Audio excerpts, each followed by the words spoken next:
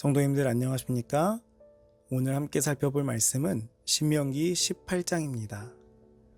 신명기 18장은 위대한 선지자에 대한 예언이 담겨 있는 장으로서 신명기 가운데서 예수 그리스도를 가장 뚜렷이 드러내고 있습니다. 신명기 18장은 세 부분으로 되어 있는데 첫 부분은 민수기 18장의 내용과 같습니다. 즉 제사장과 레위인들이 받을 분깃에 대한 규례입니다. 민수기 18장이 조금 더 자세히 언급하고 있음을 우리는 살펴볼 수 있습니다. 두 번째 부분은 가나안 족속들의 가증한 행위들을 본받지 말고 쫓아내라는 명령의 말씀입니다. 그것은 약속의 땅에 들어갈 이스라엘 백성들에게 항상 당부하시는 중요한 주제였습니다. 세 번째 부분은 모세 같은 선지자를 일으키시겠다는 약속과 아울러 참 선지자와 거짓 선지자를 분별할 수 있는 기준을 가르쳐주고 있습니다. 1절에 레위 사람 제사장과 레위의 온 지파. 본문에서는 레위인 가운데서도 두 부류로 구분하고 있는데 레위 사람 제사장과 레위의 온 지파입니다.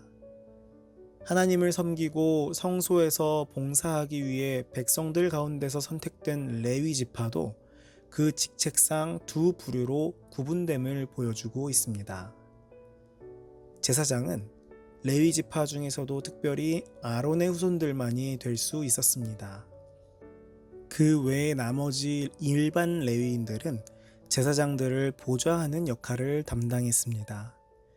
레위인들은 각 성읍에 흩어져 살면서 자기 차례가 오면 중앙 성전에 가서 봉사했으며 평소에는 율법 교사나 재판 같은 종교적, 교육적 업무를 수행했습니다. 2절에 여호와께서 그들의 기업이 되심이라. 레위인들의 기업은 하늘에 있었습니다. 비록 생업에 필요한 분깃은 할당받지 못했지만 제사장과 레위인들이 오직 하나님의 말씀대로 하나님께만 전적으로 헌신하는 삶을 살 때에 모든 생계 문제를 하나님께서 친히 책임져 주시겠다는 뜻이었습니다. 이것은 오늘날 복음 전파의 사명을 담당하고 있는 영적인 레위인, 즉 우리 모든 성도들에게 있어서도 마찬가지입니다. 하나님께서 그들의 기업이 되셨던 것처럼 우리의 기업이 되십니다. 예수께서는 너희는 먼저 그의 나라와 그의 의를 구하라. 그리하면 이 모든 것을 너희에게 더하시리라 하고 말씀하셨습니다. 세상에서 얻은 기업은 없어지기도 하고 빼앗기기도 하지만 하늘의 기업은 영원한 것입니다. 영적인 레위인으로서 세상 기업에 마음을 두지 말고 하늘 기업을 즐거워하는 우리 모두가 되기를 간절히 바랍니다. 9절에 그 민족들의 가증한 행위를 본받지 말 것이니. 18절의 두 번째 부분은 가나안 민족들의 가증한 행위를 본받지 말라는 권면입니다. 본문에는 여러 가지 가증한 일을 선동하는 사람들이 나와 있습니다. 복술자와 점쟁이는 미래의 일을 예언할 수 있다고 주장하는 자들이고, 진언자는 주문을 외우면서 마법을 행한다고 주장하는 사람이었습니다.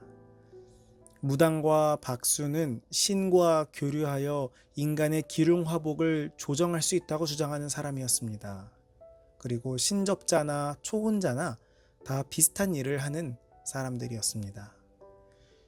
위에 언급된 모든 가증한 일을 하는 사람들의 특징은 그 지방의 신들과 교류한다고 주장하며 백성들을 우상숭배로 이끄는 사람들이라는 것이었습니다.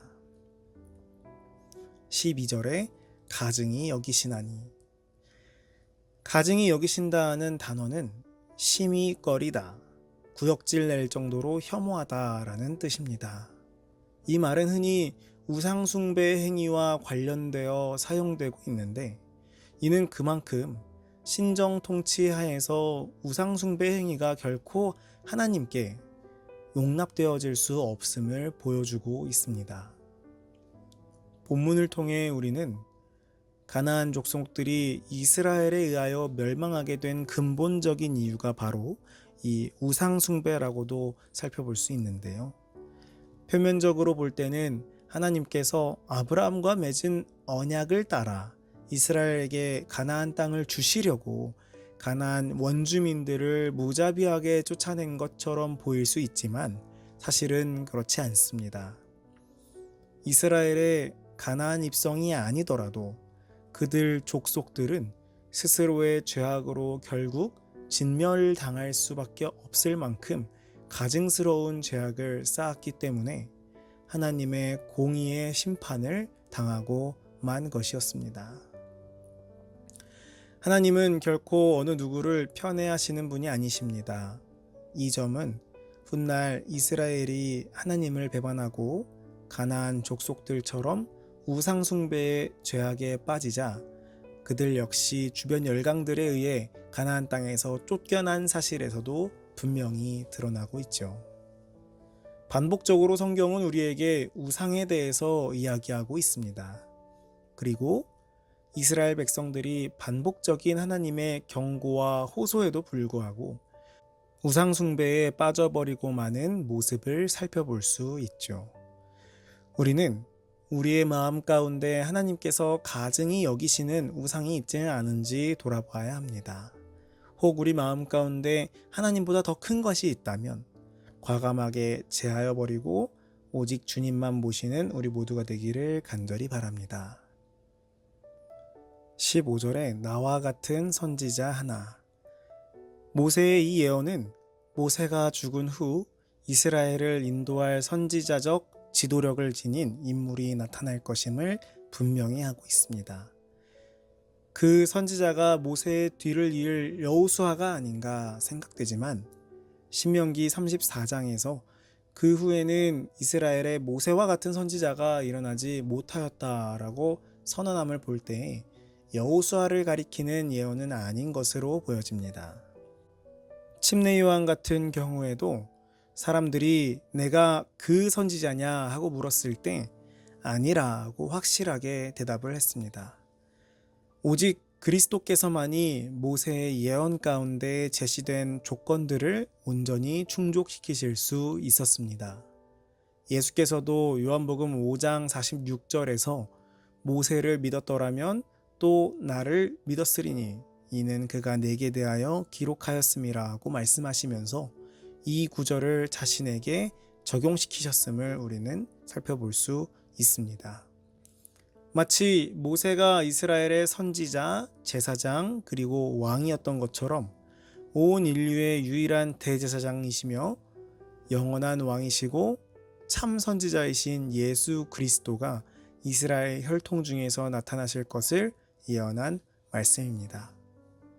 하나님의 말씀은 틀림이 없고 어긋남이 없습니다. 이미 태초부터 시작된 구속의 경륜을 바라볼 때에 우리는 하나님의 사랑을 더욱 느끼게 됩니다.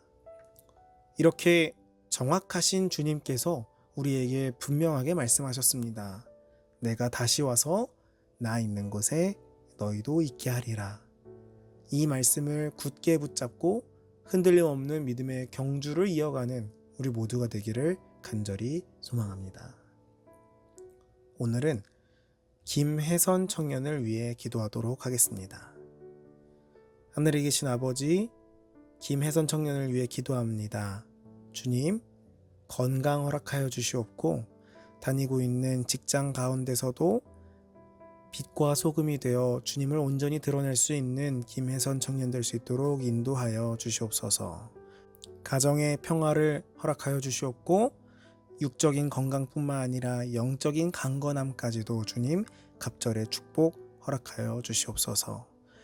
오늘 말씀처럼 주님의 놀라우신 뜻에 대하여 의심치 않고 바라보기를 간절히 원합니다. 예수 그리스도 우리의 왕 되시고 제사장 되시고 선지자 되시는 그분을 바라보면서 우리의 믿음의 경주를 끝까지 이어나갈 수 있도록 인도하여 주시옵소서. 오늘 하루를 주님께 온전히 맡기오며 예수님의 이름으로 간절히 기도합니다. 아멘.